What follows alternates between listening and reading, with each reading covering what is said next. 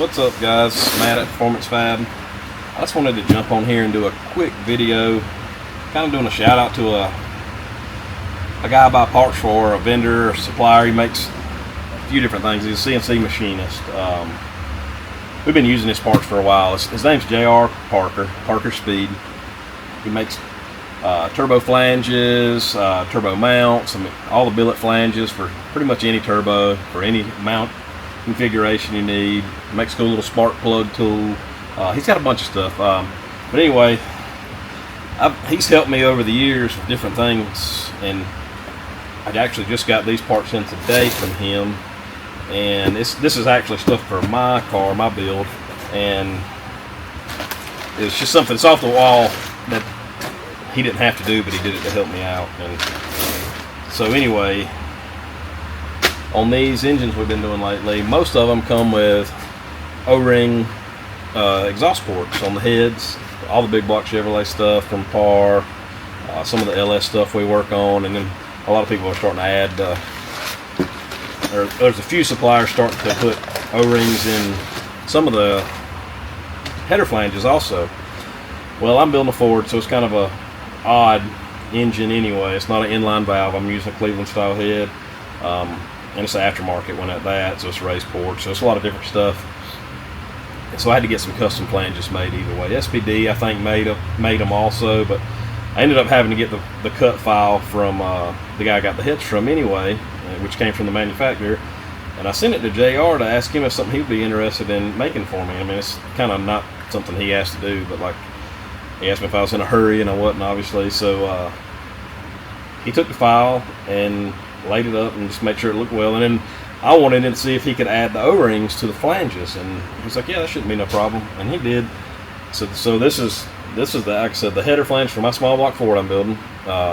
You'll see these later in videos when we start building that car, or start building that turbo kit for that car. We got a long ways to go before we get there, but this kind of stuff excites me, these little parts. I don't know, it just makes life easier, because in the past on something like this, it's either a gasket that blows out, or we put a lot of high temp silicone on it, which it's not a big deal. It's just a pain in the butt. It makes a freaking mess. Every time you take it off, you gotta clean them up and do it. So the O-ring stuff's very nice. So this was a set of, these are CNC machined flanges he makes. So they get pricey on these CNC flanges. SPD makes all theirs that way, and I mean, if you've bought any of the high-end CNC flanges, you know they're kind of pricey, but these are super nice. Something nice for me, because I don't have to deal with that. I gotta put an O-ring in there, I'm good to go. He did both the set for mine, and then as we were talking and I was thinking about it, these don't seem to ever have a problem on the O-ring heads. So it could be because it's against aluminum. It helps pull some of the heat out. It's not stainless on stainless. But while he was doing this, I got the idea of, why don't we O-ring one of the T6 turbo billet flanges like he makes? He doesn't offer that right now, and just because he really doesn't know if it'll last, and don't want to do something that's not going to last for the customer. So I told him I'd be the guinea pig if he'd try one for me. So he made me mine will be a single turbo, so it's T6 flange, big dual 3-inch inlets.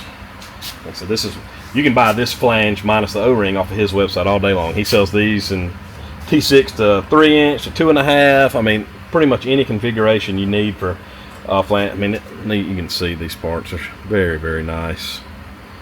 Very nice machine work. But he added the O-ring flange on this as well for me. So we're going to try it out and see if it lasts. I think it'll be fine on drag only car like mine is. It might not hold up in a drag and drive car where you get super high heat that stays persistent for long periods of time on drives and stuff, just because it'd be stainless on stainless or stainless on cast iron or whatever the turbo is. But I think it'll be fine for mine, so we'll give it a shot here. It's going to be 6 months or so, but I'll report back if it does hold up. So that was the two things he made for me, just kind of off the wall recently, that I just got in today. And then I got to thinking, there's another tool / part he made for me last year sometime that I bugged him about.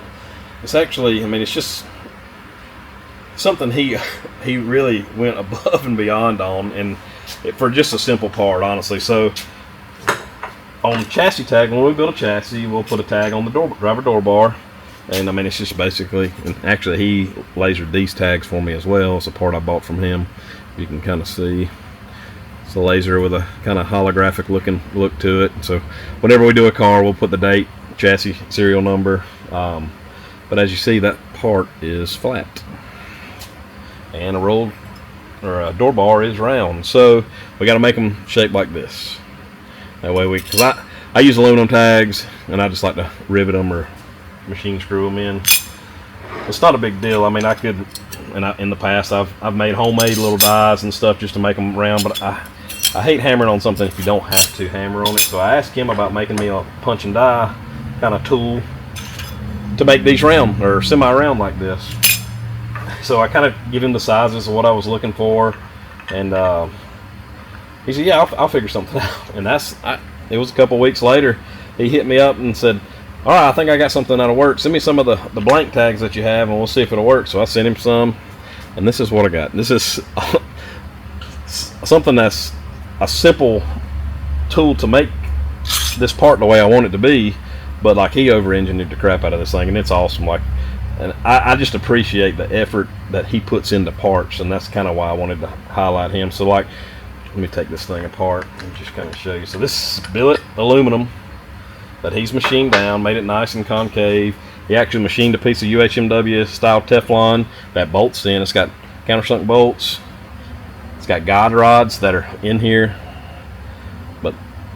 And then, so that's your die, and then kind of the punch that goes on the top. They kind of connect together. I mean, he's got these bushed with, I assume, bronze. I mean, just to make it not galled up on each other. I mean, just like stuff that I would never think of doing for just a simple little part like this. Just super nice. I mean, same thing holding that piece on, but I mean, it's just super simple kind of part that he made really, really nice. That he didn't have to put this much effort in. But on the Teflon, he's machined a little groove on the edge to where I put my flat tag in there, and you see it sits flush.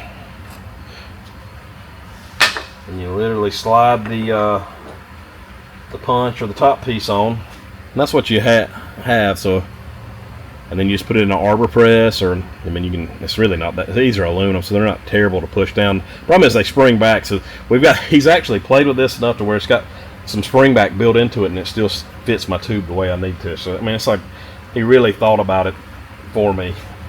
I would press this one, but like I said, I don't have my arbor press over here, and I don't want to whack on it. But just a super nice dude, super helpful, awesome guy, makes awesome parts. So go check him out, Parker Speed. I think it's just parkerspeed.com. If you search Parker Speed in Google, it'll pop up. It's not that hard. And he's out at races, so try to support him, man. He makes really nice parts. Until next time, see you. Thank you.